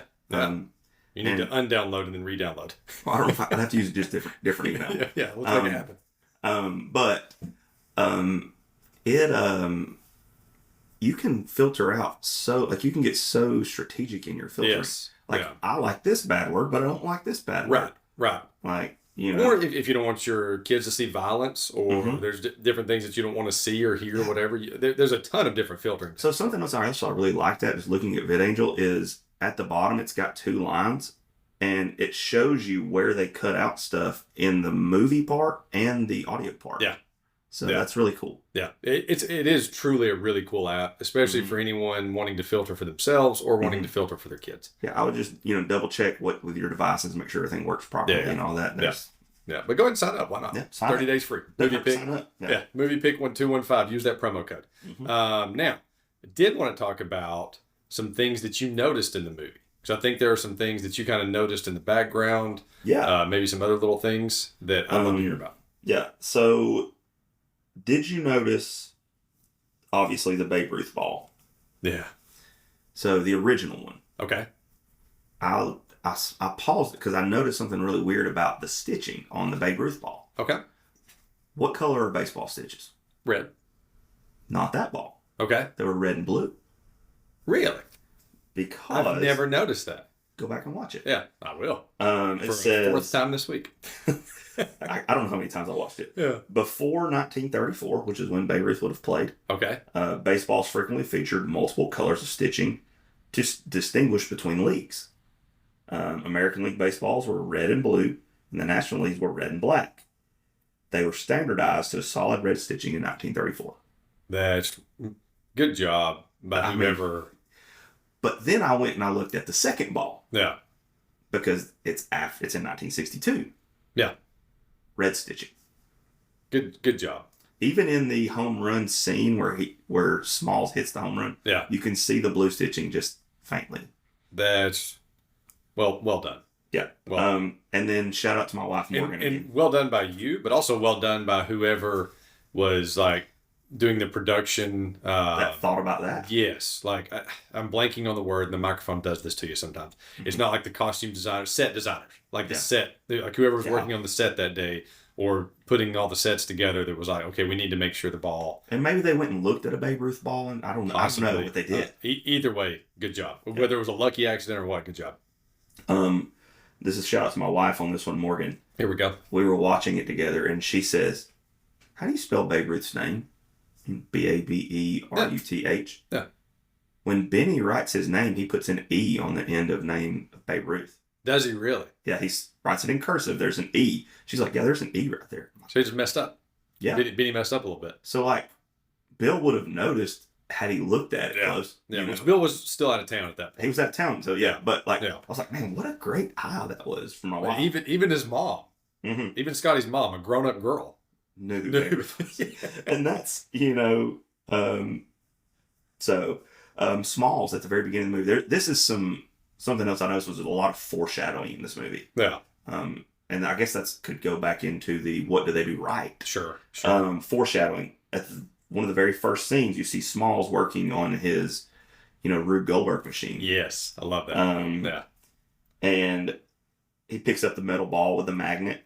Which was going to be yeah later. Yeah, and they take the 3 vacuum cleaners. Like, again, it's just foreshadowing to what he's going to do. Yeah, I guess it is closer to the vacuum cleaner, not the bungee drop. Yeah. Or either, similar though. I mean, they do so many things with those, to try and get it back. Took me forever to understand the box that Squints was holding with the mirrors and the reflectors and everything. Like he was trying to see down under the tree. Yeah, I know. I'm not smart enough. It's like you see those on playgrounds sometimes with kids. Yeah. And stuff they'll. But then also in the very first scene you see Benny. He gets in a pickle, and then it zooms in on his shoes. Yeah. The PF Flyer. Yeah. And just foreshadowing to the later. Well, they still if you go to PF Flyer's website, they sell those, and they're called like Sandlot edition. I would. And it says like run faster on the back of it. That's awesome. Yeah, on the back of the sole, and then awesome. or you can get some on the side of the sole say run faster. So yeah, and they look just like Benny's. That's awesome. Yeah, it's really cool. And then the last foreshadowing, like little detail I noticed was Small's mom. Climb trees. He did. Yeah. Hop fences. Okay. They did. Yeah. And get in some trouble. Yeah. They did. But lastly, make some friends. Yes. And man, good call. That's, just great. Yeah. Just great writing, great all that, just good. And so those are the foreshadowing things. But just the one thing I noticed is in the treehouse scene, Ham shows him how to make a s'more. Takes those s'mores seriously. As you should. Yeah. But he makes it and then takes a bite out of it and then hands it to Smalls. Like, dude, what? Yeah. Yes. Especially like there's foods I would share with someone. Yeah. S'more is not one of them. I don't think anything that is handheld and sticky. Sticky because like to eat one of those, like you have to take the bite. And then you kind of have to pull it away. So I mean, like it's all you're still getting bite that I just bit. No, and you can't cut it off. No, that's what I'm saying. Like there's certain foods I would share with someone. S'more is not one of them. I'd be like, no thanks. Yeah. Well, they're kids. They're not worried about it.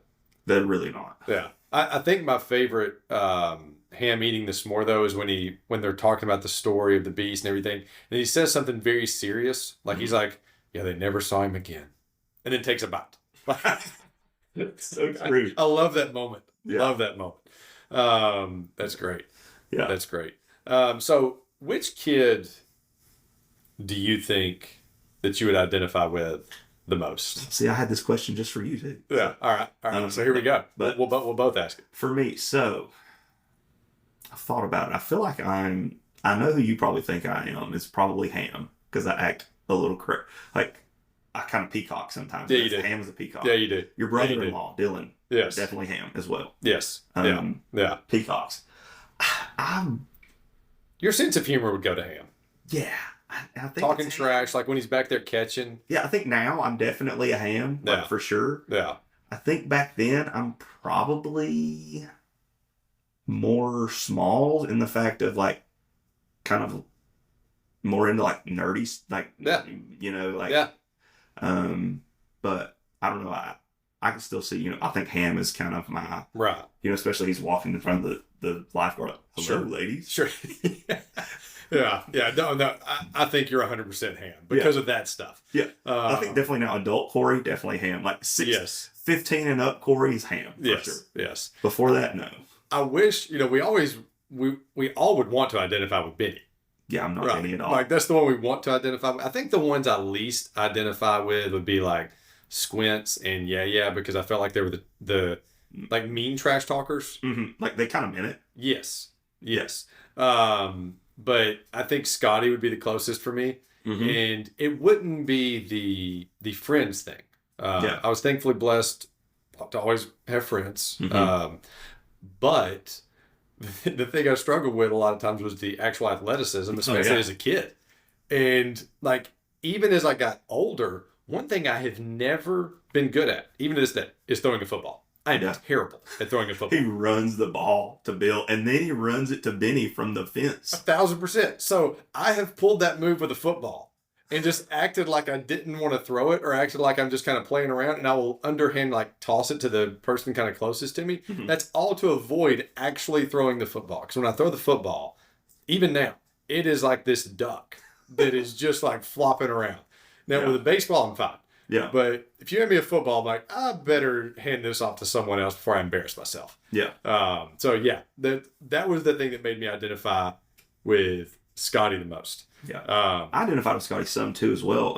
When I was growing up, I played ball with a group of kids, but I didn't go to school with them. So when I moved back over to their school, I kind of felt like that. They had this deeper relationship than I did. Just, so that was part of that too. 100%.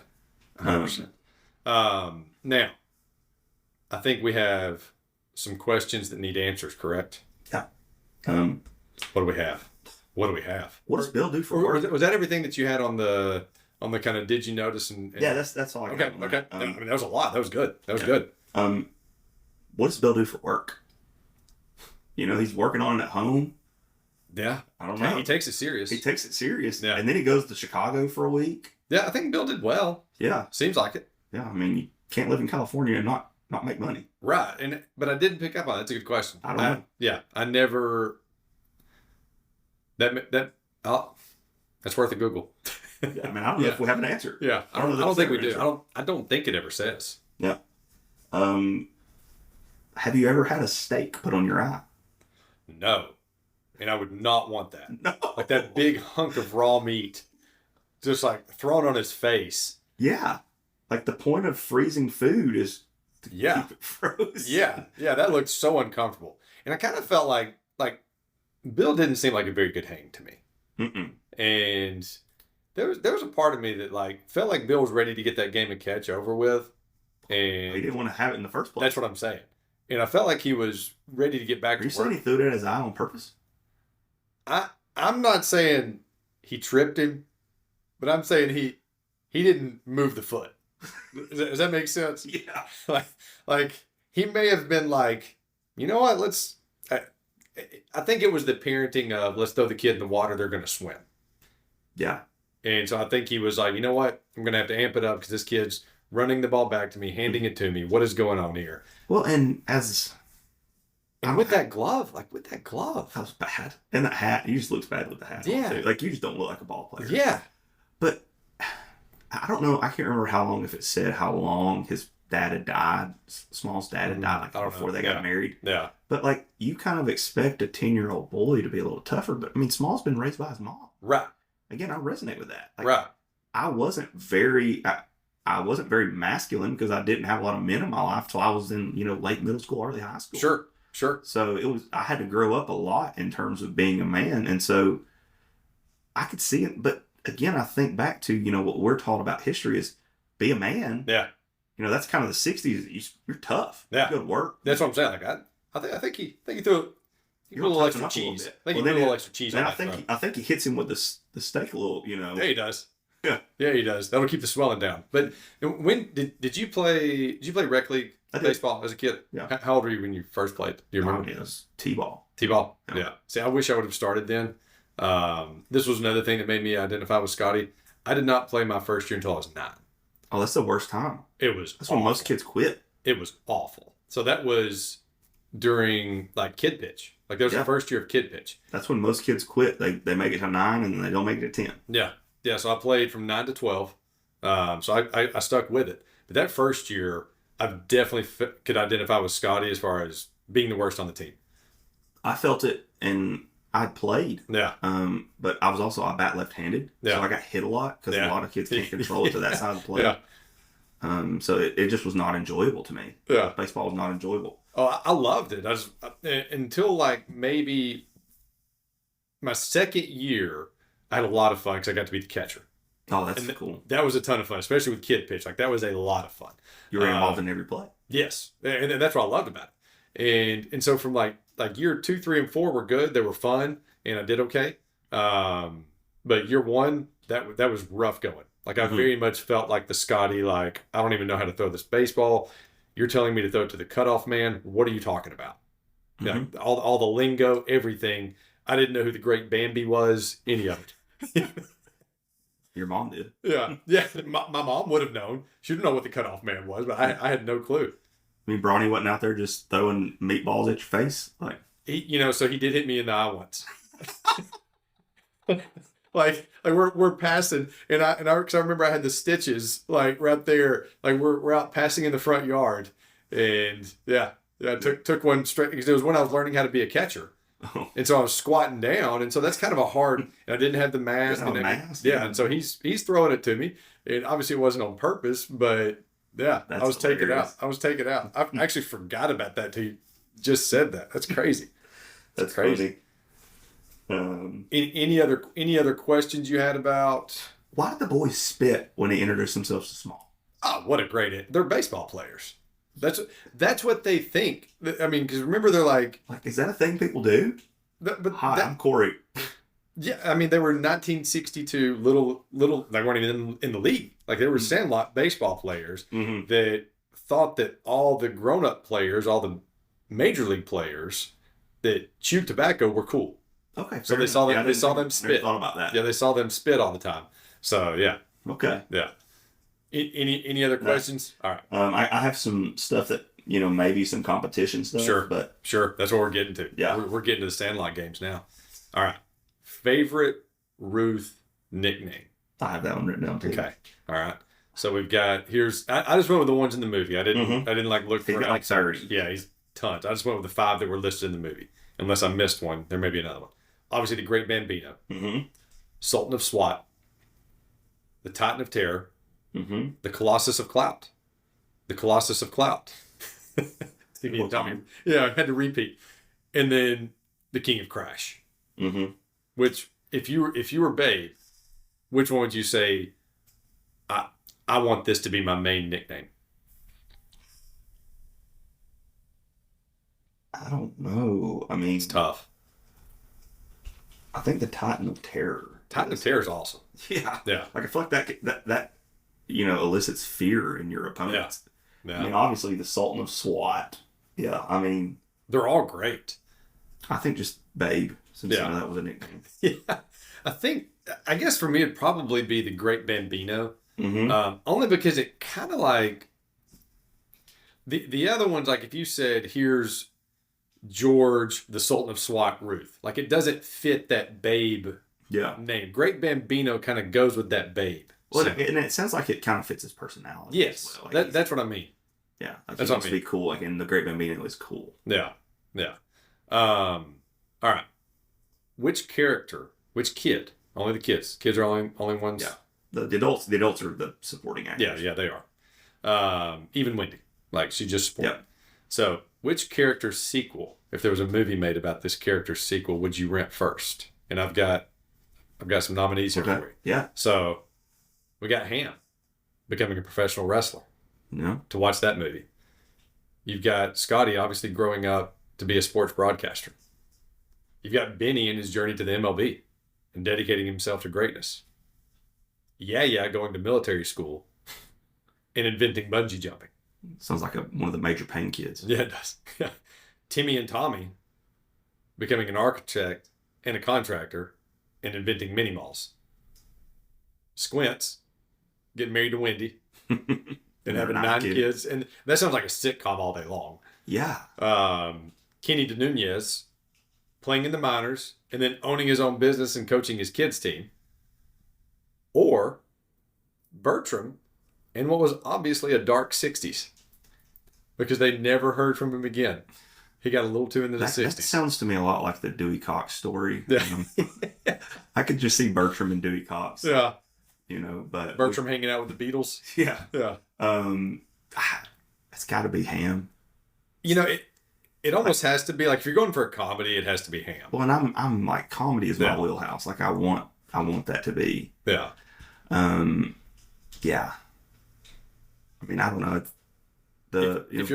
Benny's story is obviously, but I feel like we see that. We've seen that movie. Yeah, we've seen that is a well-made Disney movie. Mm-hmm. They did a bunch of sports movies like when they did The Rookie and Coach Carter and just all these different movies. Well, Coach Carter wasn't a Disney one. What was it? Glory Road. Glory Road. Yeah. Yes. So like when they were doing all those sports movies, that's the Benny story. Yeah. That's where we would see that. And Scotty would be in the movie. I feel like honestly The Rookie is more of a Kenny DeNunez story. Yeah. Because he makes the minors, then comes back to the major league. Yeah, that's true. And then Squints, again, to me, that would be like a sitcom. I could easily see that. Married with Children. Yes. Yeah. The other ones just don't sound that interesting. I think the one that probably gets nominated for an Oscar is Bertram's story. Yeah. Like it's the one that goes really dark. I could see that being a phase in like Forrest Gump. Yeah, exactly. Yeah, I think of Jenny. Yeah. Yeah, definitely think of Jenny. Jenny and Bertram probably met up at some point. Definitely. Yeah. All right. So, we already talked about like our favorite soundtrack moments, but favorite quote. Okay. I've got some nominees. You throw in whatever you want. Okay. I've swum here every year of my adult life. I don't even know that I thought that one. That's a great one. So, and then he's like 11 years old saying this. I've swum here every year of my adult life, and every summer there she is, lotioning and oiling and lotioning. I can't take this no more. And then Squints goes off and does his thing. Mm-hmm. He goes and jumps off the deep end. Mm-hmm. You play ball like a girl. obviously a great one. He had kissed a woman, and he had kissed her long and good. That one's going to be tough to beat for me. Heroes get remembered. This is Babe talking to Benny in the dream. Heroes get remembered, but legends never die. Another Squints one. Forever. Mm-hmm. And he says it like 4 times. And then You're Killing Me, Smalls. I think You're Killing Me, Smalls is the one that transcends all movie, like the movie in general. I think it's honestly part of the lore. Yeah. They got the shirts and stuff on it. The kids don't get any royalties from that, actually. Really? Yeah, they don't. That's one of their big, like, legal, like, the dark side of the movie, I guess. Interesting. Okay, I didn't know this. That I think is if you're making a Mount Rushmore, that's the just rock solid number one. Sure. But I want to go a little different. I do want to say Ham Behind the Plate. They said that was all ad-libbed. Was it really? Yeah. What was he said? If I had a dog as ugly as you, I'd shave its butt and tell him to walk backwards. Yes. Yeah. Hurry up, batter. It's a short game and I got to get home for lunch. Yes. He talks so much trash. So the year that I was a catcher, I did not talk trash. Did you talk to the other team? I did. Okay. I did. But I only talked to like kids I knew from school and stuff. Yeah. Like I didn't talk to just some random stranger like talking trash. Mm-hmm. But like when a friend of mine would come up, I would definitely, and I was about this age is why I bring that up. And it was one of my favorite things about catching was like when one of my buddies would come up. Now I didn't like mess with them while they were swinging and that kind of stuff. But I would definitely talk to them and like joke around and that kind of stuff and try to be like this. Another one we didn't mention. You want s'more? S'more what? I haven't had anything yet, so how can I have some more of nothing? Yeah. Just You're killing me, Smalls. Yeah. Did you know that line was originally supposed to be Smalls, you're killing me? Really? And he said it wrong, but they said it sounded so much better that he kept it. Tia, my wife, she even realized that Smalls was his last name. She just thought he was just saying that. Yeah. Yeah. But it fits. Yes. Yeah. Well, his name kind of fits his character too. Yes. Yeah. I definitely think. Oh, then we've mentioned it a couple times. It was a assault in an open wound. Even my own mom, who was the only grown-up girl, and who knew Babe Ruth was. Yes. Oh man. Yes. Oh, this is a great. This one. Here we go. Benny to Smalls. Have you ever done a paper route? No, but I helped a guy once. I love it. Yeah. I think he had kissed a woman. He had kissed her long and good. That's the funniest one to me. Yes. But the best one is You're Killing Me, Smalls. Yeah. Like it's the best one. Mm-hmm. There's a reason. I use that one all the time. Yeah. Yeah. Yeah. I mean, because you can say it to somebody and they don't even have to know the movie and they'll know the reference. Yeah, exactly. Like that's one that, like I said, it transcends the movie. Yeah. Yeah. It's like I'm Your Father. Like you don't have to watch Star Wars to know that movie. Exactly. That quote. Exactly. All right, just a couple more competitions, then we will get to your baseball movie, Mount Rushmore. I've got one. Okay, what you got? Which one of these boys would you want to be friends with? You know, I thought about that. Mm-hmm. I thought about that. I mean, I got to say Benny. Yeah. Benny just seems, I mean, again, like just impressed me as a kid. Yeah. You know, like if it wasn't for him, Scotty probably has a terrible summer, maybe has a really hard time making friends. Yeah. So Benny would be the one that I would want to hang out with. I went with Ham. I mean, now Ham is right. Like I would want the whole group though. Yeah. Yeah. I mean, Ham. I feel like Ham goes to bat for you. He does. Like, you know, he's not willing to. I feel like Ham's been in a few scraps. Definitely. Like, Ham was ready to throw down when the elite team showed up. Yeah. That's why you need a guy like that. Yeah, you do. You need a guy like that. I hope it's not me. Right. But you also need the guy that can lead the charge in a good way, which was Benny. You need somebody too, though, when you're hanging out that's gonna be like they're gonna bring the vibes. And I feel like Ham always can bring the vibes on just a random Tuesday night. Ham brings the vibes. Yeah. So I feel like that's just you need a Ham in your group. You need a Benny who's dependable though. Yeah. Yeah. I think again, going back to Squints and they would have probably been like in the group. Mm-hmm. They make sense for the group, but they would have also been the first ones to kind of drop out. Yeah. Like they're the ones that are just chasing something. Or Bertram. Maybe Bertram over Squint. I think Squints maybe stays around longer than Bertram. Mm-hmm. And Bertram just kind of does his own thing. He's kind of a loner. Bertram probably disappears in high school. Yeah. Does that make sense? Yeah, like he's well, it's kind of like like I said, growing up playing in a team. Like you have those kids that drop off, and eventually I was one of those kids that dropped off the baseball team. Yeah. And so that I think that kind of happens as high school, your friend group kind of shrinks. Right. Because Bertram was, he was the one supplying the tobacco. Yeah. So he was already making a nod to, again, you talk about the foreshadowing. Mm-hmm. Like that was a little bit of a nod to, getting into darker stuff. Yeah. Yeah. Well, maybe he would make a lot of friends. I teach high school now, so maybe he would make a lot of friends in high school. It would have been a vape now, though. Yeah, it'd been a vape. Yeah, oh, the worst. Yeah, gotta love it. And then last question I have: do you have? I have two players. I have Ham and Benny that I've compared to who I think they would be as Major League Baseball players. Oh, okay. Here we go. For Benny, I went something like a Jazz Chisholm. Okay. Kind of can play speed and power, but he plays everywhere. Yeah. So that's what I originally was thinking, like maybe a Dubon, but I feel like he's got more power than that. Yes. Yeah. I like because I think Benny maybe doesn't have a Hall of Fame career. No, but I think he's on some All-Star teams. Yeah. I think the guy played well. He was obviously on his last legs at the end of this movie, like they talked about. He was losing a step. But I think I don't put him in that Ricky Henderson type of player. He's not stealing 100 bases. Well, not just that, but I think he had more power. Yeah, I think he's swinging more power. I like the Jazz. I think that's who I think. And then, so a current player, Jazz Chisholm would be your. That'd be who Benny is. I like that. And then I threw an extra one in, Ham. Who do I think Ham is? All right, I like this. AJ Przinsky. Yeah, you nailed it. Yeah. He's a trash talker. Yes. Plays catcher. Yes. Yeah, he's definitely. Yeah, that's even better than Jazz Chisholm. Yeah. For Benny. Like that's 1,000%. Yeah. So good call. Those are the two questions I have. Yeah, very good call. All right, favorite scene, and then we get to your Mount Rushmore. Okay.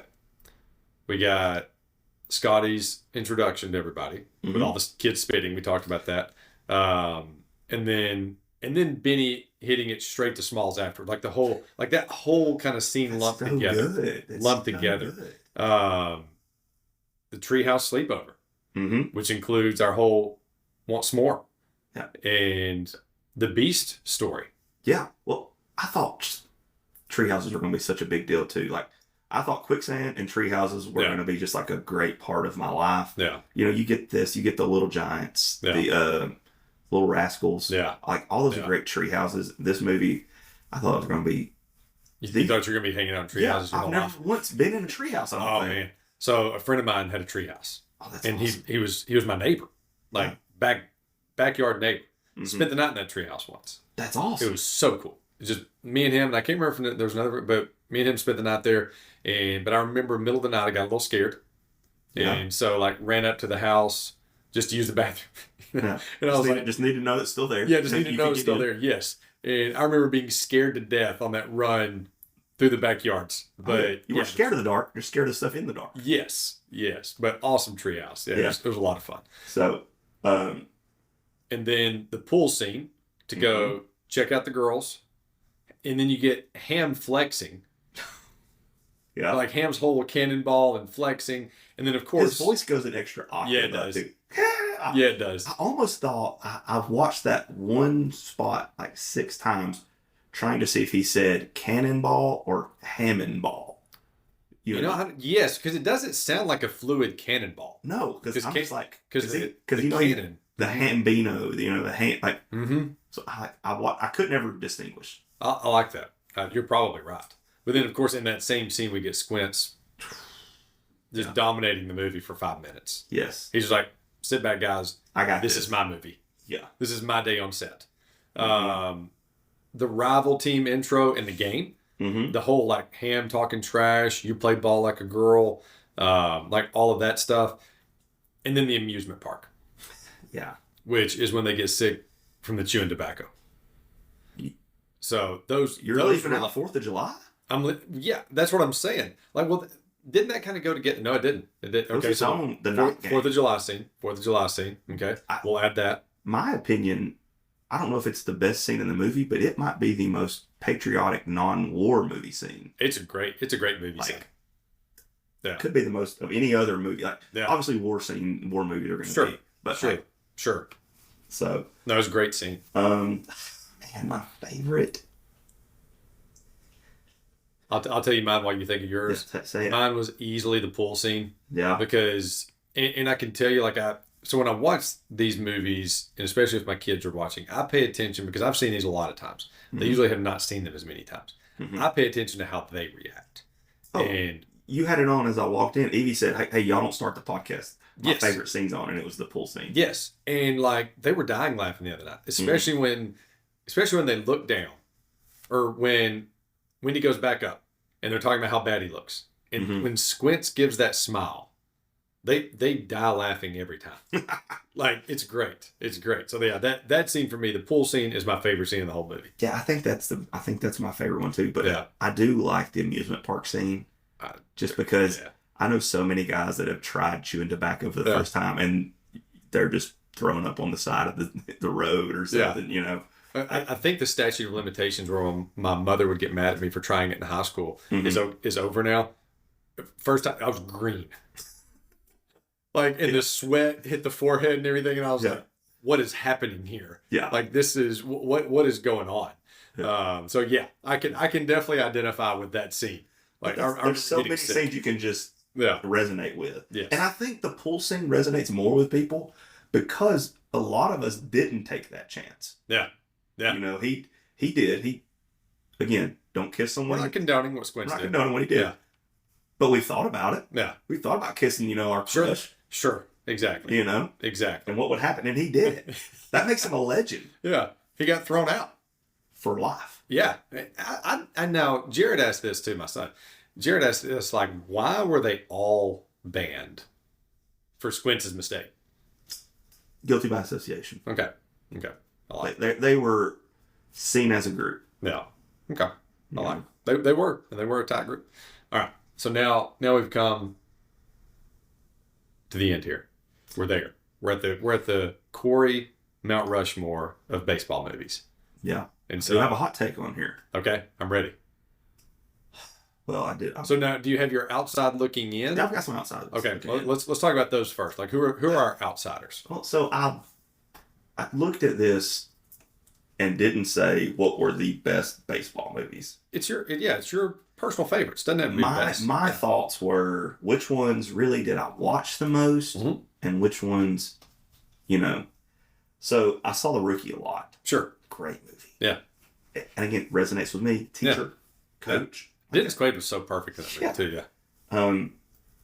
And my favorite, and again, another one that I watched a lot, Little Big League. Still haven't seen it. I need to watch it. I can't find it. I would have watched it. Yeah. But it's got this scene in there, Dave, and it's so funny because he's in there and they're just trying to figure out, they're trying to do the kids' homework. Yeah. It's so funny. That's good. That's good. Well, I know Beaver loves that movie. Yeah. When we did Field of Dreams, that was on his outside looking in. Yeah, it's on my outside looking in. And that would fall back into, we were talking about the glory days or the golden age of kids being, again, there's another one, Little Big League. Well, yeah. I think if I could have watched it again, it may have made my Mount Rushmore. Okay. I need to watch it. Yeah. But my Mount Rushmore, obviously, Sandlot. Sure. Has to be. Has to be. My number one. Yeah. Easily by far. Yeah. We would have actually just deleted everything we recorded if it had not have been. I'm just playing. Yeah. Rookie of the Year. Yeah. I mean, what kid doesn't dream about playing the Rangers? Yeah. I used to want my arm to be broke as a kid just to see if it would come back like that. That cast in that movie, such a weird... all this, yeah. Just great. League of the Ring. I watched it a lot, but I believe I watched a lot on TBS. Yeah. It's a TBS movie. Yeah. So good. So a good one. And then here's my hot take. Okay. And I don't know. I talked to some people and they said, I've never seen this movie. Okay. Some people don't consider it a baseball movie. Okay. Benchwarmers. Benchwarmers is definitely a baseball movie. Yeah. It's not anywhere near your top. It's not anywhere. Well, no, I won't put down who said it's not a baseball movie, but I'll say they're wrong. Yeah. I will flat out say they're wrong. I mean, it's on the cover. They are, and that actually, so that is a hot take for it being somebody's favorite. I remember that was a movie I went to the theaters to see by myself. Like, it was one of the few movies, and I was so disappointed because it was so funny. Mm-hmm. And, like when you're watching a comedy, you want it to be bad. Well, not just that, but like I wanted to like look over at the person with me and laugh with them. Because there's nothing better than watching comedies with somebody else and laughing along. Yeah. And like I would look over, I'm like, wait, I'm by myself. Like I was dying laughing at that movie. It's so funny. Yeah, like, it is. I'm a big Sandler guy though too. So like it's right in that, like Billy Madison, like just like that type of just. I mean, that it was a Sandler. Yeah, it was a Happy Madison movie.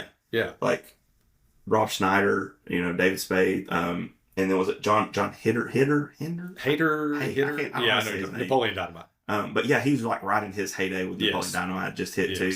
It also had the guy Nick Swartzen.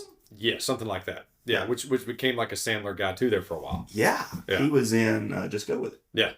I don't know if you've seen it yet. So funny. So yeah, it's funny. But yeah, man, I just love that movie. I watched it a lot. Yeah. And it kind of brings up some of the, like I said, the nerdy stuff, but baseball stuff. Sure. And then there's like this tech billionaire, but it has a great ending at the end too. Yeah.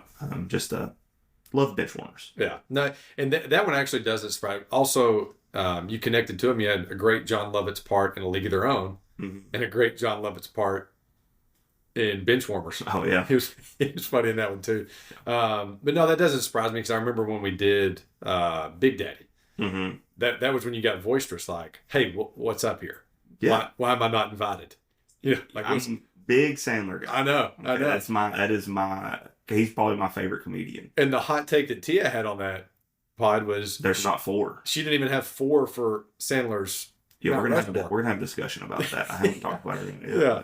But that was so funny, and it doesn't surprise me at all if Sandler had a baseball movie. I would assume it would be in your Rushmore, and since he doesn't, that is a Sandler movie, just missing Adam Sandler. Yeah, I could see him being in that movie. Yeah, so good call. Yeah. Good call. For me personally, that's a great one. Yeah, and that's what the Mount Rushmores are for. Like these are just our opinions of what we like. Yep. And I'll die on that hill. Yeah. Yeah. I mean, plenty of people may disagree with you, but it's still you. Yeah. That's right. So you do your thing. Yeah. Any other closing thoughts on The Sandlot before we wrap it up? No, I mean, it's just a great movie. It is nostalgia filled. Yeah. It will always be a movie I watch at the beginning of baseball season. I look forward to my daughter introducing. I loved it. She watched Fun with me this week, and I was just thankful she actually watched a little bit because as an adult you want your kid to care and like the things that you like because you can reconnect with them. So 100%. It was great. Definitely. Well, thank you for all the prep work you did for this. This has been a ton of fun. Thank you for listening, whoever you are listening. And it's been really exciting. Like the listening is way up, which, hey, keep pushing it out there. And we're going to go a couple more platforms, I hope. So that's, get some more platforms and all the good stuff. Perfect. Thank you guys. Don't forget to hit that like and subscribe button to bump us up in the algorithms. You can send my dad any suggestions of movies you'd like for him to cover at themoviepick@aol.com. Thank you for listening.